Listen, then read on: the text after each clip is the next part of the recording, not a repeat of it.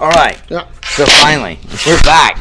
We're here to the Charlie Browne Show. And tonight, I'm with a special guest, Kyle Harris. And we're at the Whiskey Tavern. Scott, thanks for having Scott's in the background. Yo, Scott John. Yay! And come on down to the Whiskey Tavern. Share and support your local businesses. That's the only way.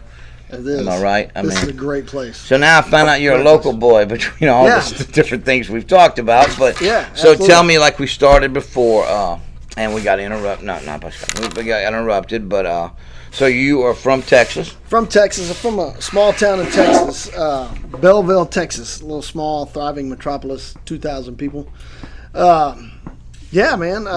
Grew up there and went to college out in Texas, flight school out there, and wound up meeting my wife after I got my main job at Southwest Airlines. Southwest. Well, wait. Let's go back. So you started. Yeah. You was telling me about being Growing raised on a farm.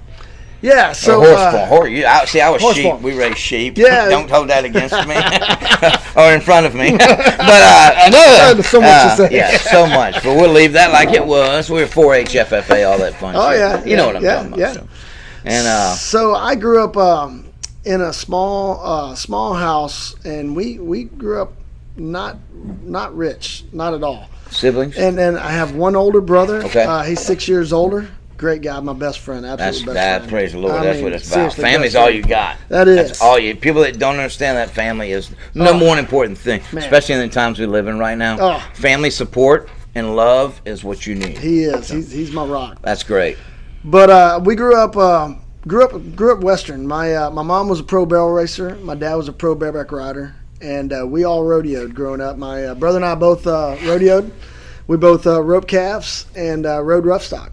So we did it all growing up. I wound up doing sports. I played football, baseball, and track, and loved it all. Right. Got out of that.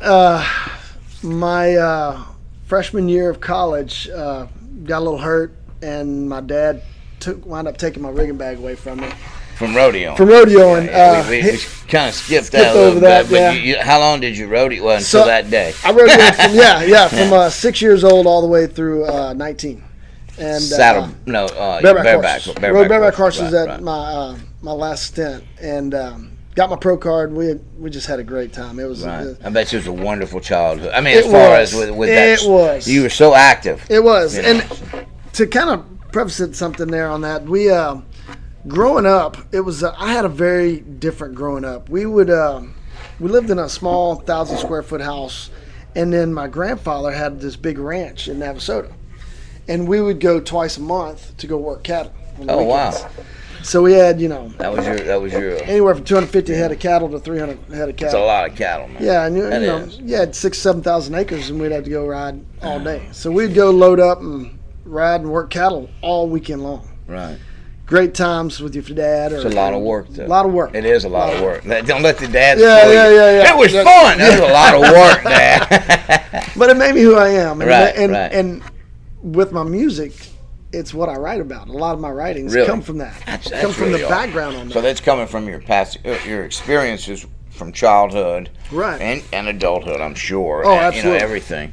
I think it's wonderful what's happening on the North Shore. I'm glad you chose Covington to be your home. Me too. I really am. Me and too. You found you a girl that can cook. Yeah. Yeah. That's wonderful.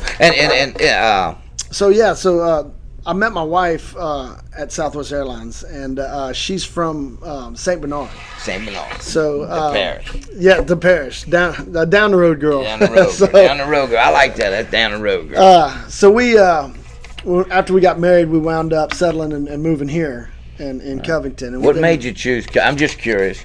Coming from Texas.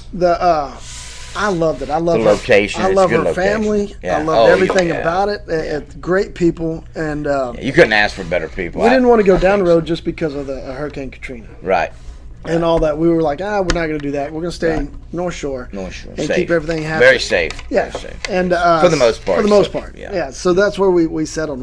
I love it. Yeah. I love it. I didn't think I'd love it as much as I did in Texas, but I love it. Well, I'm going to bring up another thing that's coming up, and it's I'm going to get my phone out if I have to. It's December 15th, correct? Ruby's Roadhouse?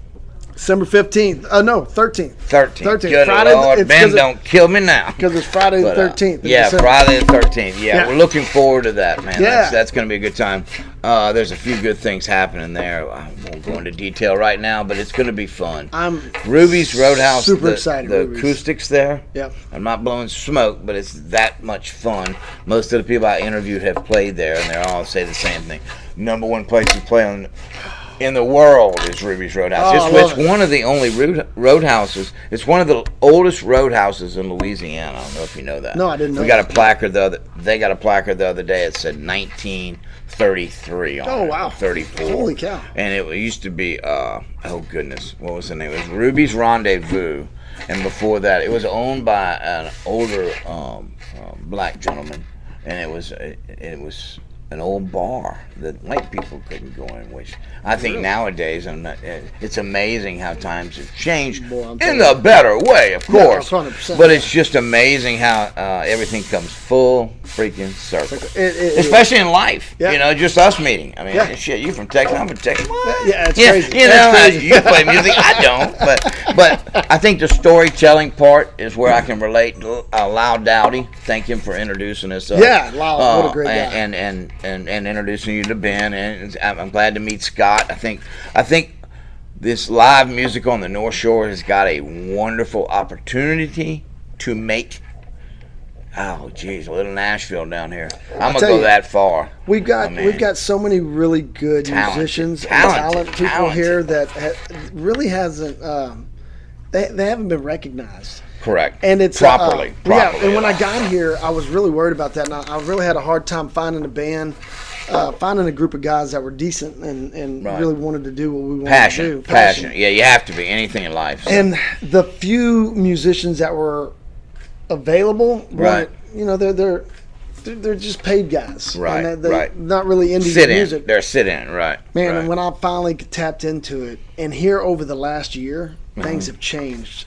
They're 180 degrees. People are starting to realize that, hey, we're not all about covers. We're not, what cover band, what cover band. I love originals, bro. And now I love freaking originals. People are, I think. That's what they need. That's what they want. I mean, if you can listen, don't get me wrong, I like listening to the radio. Poquito, very small. I'd rather hear original music, but if you listen to the words and you get something from it, kind of like these storytelling we're doing, you might help somebody. Good, bad, silly, or sad. Well, somebody might get something out of it. Example, this morning, I was on a Cat Radio, Cat Country. Cat Country. I'm looking forward. I'm supposed to be doing something with her soon. What a great experience that was this morning. I bet. I struggled a little bit.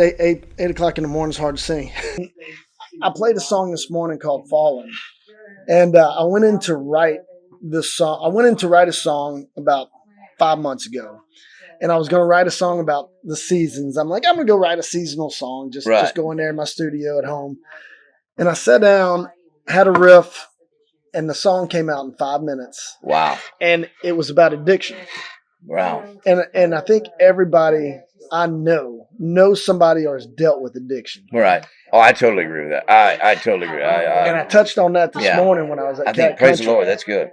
And she needed it. I know that was. And I was like, "Holy cow!" One of the people there was like, "I know exactly." Yeah, I'm on it. And praise the Lord. That's good. You never know. And, you don't know what other people are going through. Exactly. That's why it's so fair not to judge people. It is. I learned that a long time ago. People, quit judging, mother. Yeah. Quit judging people, you dumb shits. Go look in the mirror before you throw any. Well, number one, don't throw a stone, but go look in the mirror before you say any cross word about anybody. Right. You might be up here, and they might be down there, and they're not looking for a hand out. They're looking for a hand up because they're going through something emotionally that people don't understand. 100%. But when I wrote the song, there were several people that in my life that I've known that have been addiction. Alcohol. Right. And it's not only hard drugs, but anything. I mean, alcohol, drugs, gambling, sex, whatever, gambling, all that. I've seen that. So it's but it's the song came from the heart, and it's probably my favorite song that I've ever written. Oh God! Right now, are you playing it tonight? I am playing it tonight, and it is one of my favorite songs that I've written. I've written. So what's the name of it? Fallen. You starts off with a little yodel. Fallen. Good. And it turns into a little bit of a Chris Stapleton rock. Oh, awesome. So it's Awesome. it's got a a different good song. beat. It is. It's got a really great good beat to it. So. Yeah, good. Man, feel. I'm looking forward to it, man. So yeah, man. Let's see what else we could say. I know, like I said, we got some new adventures coming out for you. I'm looking forward to you really exploding. I hope this does add to your success. Oh, I hope so, man. Yeah, I've got a few other people. Creed Fisher's coming next, just to give a shout out. Creed's playing next week here for Scott. And then, Whiskey Tavern, Creed Fisher, October 18th. Yep. And then you're going to be. You can pick us up. Actually, we're playing October 26th. We're one of the headline bands at the Wide Water. Oh, you're going to be out there? Yeah, my friend Tyler Forrest is coming in town from L.A. Oh, yeah. He's from Abita Springs. Yeah. So you got to meet him. It's going to be a wonderful. Cool. He's playing Sunday night at Ruby's, too. He's doing the last show with Mike McKay. Oh, good. Mike McKay has signed a new record. Dude, you got to get up there and jam with those guys. Yeah. I'll make it happen. Oh, that'd be great. I'll try to make it happen. I think we can. The Charlie Browne Show, once again, we're with Kyle Harris. I want to thank you for taking time out there. Man, thank you so much. Thank you. It warmed my heart to hear about you.